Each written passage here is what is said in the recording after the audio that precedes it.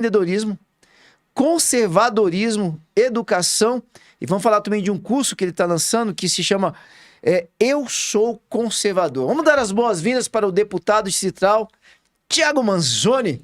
Seja muito bem-vindo. Tudo bom, Thiago? Tudo bem, Léo. Obrigado pelo convite para estar aqui com vocês. Para mim é uma grande alegria. Que bacana. Ó, falar o que eu falei no off aqui, cara. Você é um menino. Você tá há quantos anos? 40 anos, cara. 40 anos com carinha de 22. E careca de 60, teve uma pulsação aqui, careca.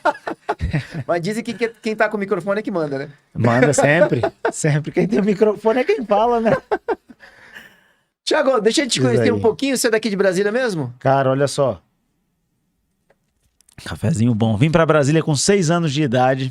Minha família é toda do Rio de Janeiro. Eu fui o único dos 3 filhos a não nascer no Rio. Nasci em Campo Grande, Mato Grosso do Sul. Quando eu tinha 10 meses, meus pais voltaram para o Rio. Com 6 anos eu estava aqui em Brasília. Com 6 anos eu estava aqui em Brasília, cidade que nos acolheu, onde eu cresci, né? Seu pai fazia o quê, cara? Meu pai e minha mãe eram bancários do Banco do Brasil. Eles tomaram posse no banco em uma cidade chamada Maracaju, no interior de Mato Grosso do Sul. Que bacana. Minha família, boa parte da minha família é do Banco do Brasil. Aí. Lá em Maracaju não tinha maternidade, eu nasci em Campo Grande por isso. E eles voltaram para Maracaju, vivi 10 meses lá, e aí eles conseguiram a transferência para o Rio, que era a cidade de origem deles. Uhum. E aí vim para cá, aqui eu cresci, estudei, conheci minha esposa, tive meus filhos. Quando vocês vieram para cá, deixa eu só conhecer um pouquinho da sua história. Só mandar um abraço aqui para Rita Mel, que tá acompanhando aqui. Tem um pessoal acompanhando que tá acompanhando, se mandar mensagem a gente vai ler. Ela botou aqui, ó, estive com o deputado Thiago Manzoni, recentemente em visita ao Instituto Prisional APAC, lá em Paracatu, Minas Gerais. Terra da minha mãe! Ê, povo bom! Ó, transmita ali um fraterno abraço, por gentileza, um homem de Deus com visão de águia. Que legal, obrigado, eu agradeço a Rita pelas palavras. E foi uma grata surpresa a nossa visita à APAC de Paracatu. O nosso sistema prisional ele tem muitas dificuldades, né? Uhum. E lá na APAC de Paracatu eu vi coisas que eu nunca imaginei ver. Tipo vi pessoas transformadas e abrindo mão da vida do crime, num ambiente que é muito diferente da prisão tradicional. Valores diferentes, forma de tratar diferente, estrutura diferente, tudo diferente, nunca imaginei. Então a APAC vale a pena o pessoal conhecer, fica aqui o meu recado. A intenção nossa de ir à APAC, eu fui com outros 3 deputados, era conhecer como funciona a APAC e tentar trazer isso para o Distrito Federal. Eu conheci, gostei e vou trabalhar com o governo do Distrito Federal para que a gente traga a APAC para cá. A APAC não tem nem polícia. São os próprios detentos que organizam tudo lá dentro. Funciona isso, deputado? Funciona e funciona bem, de maneira inacreditável. Assim, eu realmente eu não acreditava que eu fosse encontrar o que eu encontrei. Funciona muito bem, tem alguns requisitos para o preso poder sair do sistema tradicional e ir para a APAC. Ele tem que ter bom comportamento lá, ele tem que ter ficado pelo menos 6 meses no sistema tradicional e ele não pode ser faccionado. Quer dizer, ele não pode ser do PCC, do Comando Vermelho, etc. Não pode fazer parte de nenhuma facção. Nenhuma facção criminosa. E aí ele pode vir para a APAC. E o regime na APAC é bem diferenciado. Tem um regime fechado, regime semiaberto, mas a forma de existir lá dentro, de coexistir, é muito diferente. Eles têm um regime de disciplina que é formidável. Os próprios detentos é que fazem a limpeza do local, eles trabalham no local, então eles produzem tijolo, produzem roupa, produzem hortaliças, produzem frutas. Cara, é um negócio assim inacreditável. Eles trabalham o dia inteiro, fazem cursos o dia inteiro e isso vai, cada 3 dias trabalhados, abate um dia da pena, né? Então tem um estímulo grande para eles trabalharem, além de ser um ambiente bem menos hostil. Então lá eles recebem também um apoio espiritual. É um negócio muito legal. Eu não imaginava. APAC. APAC. Eu fui lá na APAC de Paracatu e estou tentando trazer o modelo aqui para o Distrito Federal. Que espetáculo. Você tem uma noção de mais ou menos quantos detentos que estão reunidos na APAC ali em Paracatu? Aproximadamente 250. Lindíssimo trabalho. Parabéns, pessoal da APAC. Eu quero voltar na tua história, mas antes, Thiago, me conta só uma coisa aqui, até para a população ter consciência daquilo que é o papel do legislativo. Você como legislador, alguém que está como deputado, e no caso, deputado distrital, para quem está acompanhando e não é de Brasília, lembrando que nós somos o Distrito Federal, então nós temos deputados distritais, você vai ter aí no teu estado o deputado estadual, equivale, tá, pessoal?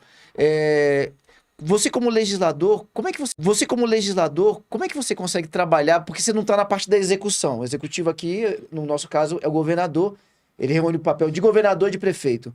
Como é que alguém do legislativo ele pode trabalhar em parceria ali com o governador, no caso aqui no Distrito Federal? A nossa competência é uma competência legislativa e fiscalizadora, né? A gente fiscaliza o poder executivo e a gente aqui no Distrito Federal reúne as competências dos deputados estaduais e dos vereadores. Como você bem disse, nós não temos municípios. Então, o que a gente pode fazer num caso desse da APAC, que é uma política pública do Executivo? A gente pode ir ao Executivo, conversar com o Executivo, mostrar a importância que aquilo teria para o Distrito Federal, os benefícios que aquilo traria para o Distrito Federal para tentar que aquela política pública seja implementada. Então, como você disse, é uma parceria mesmo que nós temos que fazer, porque a gente não tem a capacidade de executar, a gente não tem a competência de executar política pública, isso fica a cargo do GDF. E assim, voltando a falar da APAC, o nosso sistema prisional está falido, né? O modelo tradicional está falido. Não ressocializa a pessoa. Na verdade, é uma universidade do crime, nosso sistema prisional. E eu, assim, sendo bem honesto, desacredito muito de que as pessoas vão ser transformadas lá. Então é muito mais uma punição, se retira da sociedade as pessoas que cometem crime, que elas não podem permanecer naquele ambiente social, né? A conduta delas é tão reprovável que o Código Penal determina que essas pessoas sejam retiradas do convívio em sociedade, tenham a sua liberdade restrita. Cara, eu não via muito jeito. Assim, cara, isso nunca vai ter jeito, tira da sociedade mesmo, deixa lá, paga pelo que fez e pronto. Ao conhecer a APAC, e aí por que eu estou tentando fazer a parceria com o GDF para tentar construir uma APAC aqui? Eu vi coisas, cara, ali inacreditáveis. Por exemplo, o rapaz que apresentou pra gente toda a estrutura da APAC, ele tá preso por latrocínio. Certo. Roubo seguido de morte. Perfeito, obrigado. Esse cara tá preso, a pena dele são 24 anos de cadeia. É bastante coisa. Bastante coisa. E ele contando e tal, falando da APAC, eu falei, bicho, como é que você veio parar aqui? Aí ele me contou a história dele. E eu falei, rapaz, ele falou que no começo ele falou que tinha sido roubo, né? Eu falei, rapaz, você roubou quantas vezes para você pegar 24 anos de cadeia, né? Quantos crimes? Não, é porque foi roubo seguido de morte, deputado. Aí eu, tá. Aí ele, mas aqui minha vida mudou.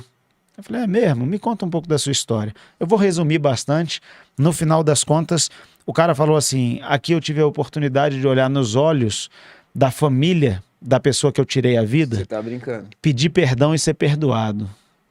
Me abraçar com eles e chorar. Você tá brincando, deputado. Cara, inacreditável. Inacreditável, assim, aquilo foi marcante para mim.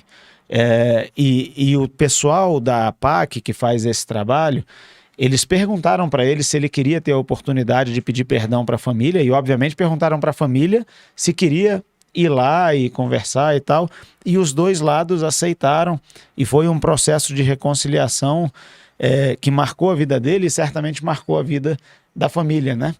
Você poder liberar perdão para quem matou alguém, um ente querido seu, é um negócio que pouquíssimas vezes a gente vê essa oportunidade acontecer na vida. Então aquilo me marcou e aí eu comecei a perguntar para os outros com quem eu conversava a experiência de cada um.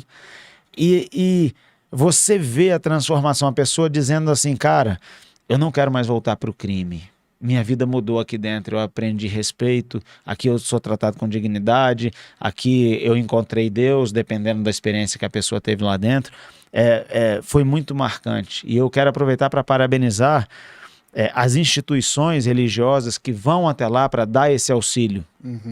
Os pastores, os padres que vão fazer esse trabalho, porque isso muda a vida das pessoas. Então, a pessoa entender que o que ela fez é muito errado, que ela está pagando por um crime, que ela precisa cumprir a pena, mas que ela tem a oportunidade de ser perdoada e que isso pode mudar o interior dela. E ela se dispor a pedir perdão, se expor, falar, olha, eu errei, fui eu que matei o fulano de tal. Cara, isso é eu vi ali coisas que eu não imaginei. Então, saí de lá com uma vontade, um desejo grande de trazer isso para o Distrito Federal. Que não vai bacana. ser fácil, mas a gente vai trabalhando para isso. Esse é um trabalho do próprio estado de Minas Gerais, é do município de Paracatu, esse é um Não. trabalho paralelo? A APAC nasceu como uma instituição para prestar assistência a presos. É uma ONG. É uma ONG. É uma ONG evangélica. E aí ela nasceu como uma ONG e ela teve que mudar a sua natureza jurídica para poder se transformar em administradora tem um nome, rapaz, eu esqueci agora o nome. Não é presídio, mas é lá centro de detenção, não sei qual é o nome. Uhum. Ela mudou a natureza jurídica dela. E como é que funciona? O governo do estado paga um valor trimestral para a APAC, dependendo do tamanho dela e do número de presos que ela recebe. Então é um pagamento trimestral para que a APAC desenvolva o trabalho dela, pague o salário de quem trabalha lá, etc., e desenvolva o trabalho dela. E o que é, assim, não vou dizer que é o melhor, mas outra coisa que é importantíssima é que todo mundo que entra lá sai de lá com um ofício. Olha que espetáculo. Então, lá tem serralheria, tem metalurgia, tem... Lá dentro. Lá dentro. Você tem um processo de formação Tem do detento. Cursos de formação lá dentro. E a partir do momento que o detento passa pelo curso de formação, ele passa a trabalhar lá dentro. Então, empresas de Paracatu contratam os serviços da APAC. E aí, assim, contrata, eu quero dizer, o detento trabalha, faz o trabalho e a empresa compra o material lá, o tijolo ou o material de serralheria, cara, um negócio assim, formidável. Que espetáculo. Mandar um abraço para o pessoal que está à frente da APAC, parabéns pelo trabalho. O deputado Thiago, deixar aberto também aqui os meios de comunicação que a gente tem acesso para divulgar esse trabalho que é lindíssimo. Até se sobrar um tempo na nossa agenda, eu queria dar um pulo lá para te fazer um filme lá com o pessoal. Muito bom trabalho, que espetáculo. Vale viu? muito a pena. Eu conheci a APAC por meio de uma associação aqui de Brasília que faz um trabalho nos presídios femininos. O nome da associação é AME. É uma sigla de AME, Mulheres Esquecidas. E foram eles que me convidaram para ir lá conhecer a APAC. Eu entrevistei a presidente da AME no podcast que eu faço, e ela que me convidou. Assim, eu tenho uma relação familiar com ela, ela é minha cunhada, esposa do meu irmão. Uma pessoa bem próxima. E a gente já teve várias discussões sobre essa questão dos presídios e tal, porque ela lá dentro, vendo a realidade das mulheres, fazendo um trabalho de reconstrução dessas pessoas, e eu, como político, defendo que essas pessoas têm que pagar pelo que fizeram. Continuo defendendo, mas hoje enxergo também um lado de que, cara, essas pessoas têm um reencontro com a sociedade marcado, que é o dia que elas vão sair da cadeia. E é necessário ressocializar. A gente estava falando há pouco aqui, a gente estava com o pastor Marinho, eles têm um trabalho de capelania muito bom nos presídios aqui de Brasília. A gente estava falando com o pessoal que está acompanhando o programa. Então o assunto hoje é quase esse. Né? Que a gente vive num país onde não tem... Primeiro, não tem pena de morte. Segundo, não tem prisão perpétua. As pessoas que estão lá, pessoal, é aquilo que você falou, elas vão voltar para a sociedade. Agora, nós precisamos entender que ou elas vão voltar melhores para o crime, ou elas vão voltar preparadas através de um trabalho de ressocialização, transformadas para aí serem pessoas realmente modificadas e preparadas para viver em sociedade, né, deputado? Exatamente. E aí, foi conhecendo o trabalho da AME que eu fui convidado para ir lá conhecer a APAC. E aí tem tem vários órgãos públicos envolvidos, Ministério Público, etc. E assim, acho que vale a pena conhecer. Eu até queria te dar os canais para você conhecer, mas vou te dizer que eu não sei de cabeça. Depois eu peço para a Shayla. A tua cunhada, acho que meio caminho tá andado. Beleza, eu passo o contato dela. A gente pode ter convidado para vir um dia aqui, quem sabe te dar um pulinho lá juntos. Vai ser bem bacana, bem bacana. Legal. Thiago, vamos te conhecer um pouquinho aqui? Diz aí, vamos. Vem cá, quando vocês chegaram em Brasília, estão falando de quanto tempo? Foi que ano, você sabe? 1990, fevereiro de 1990.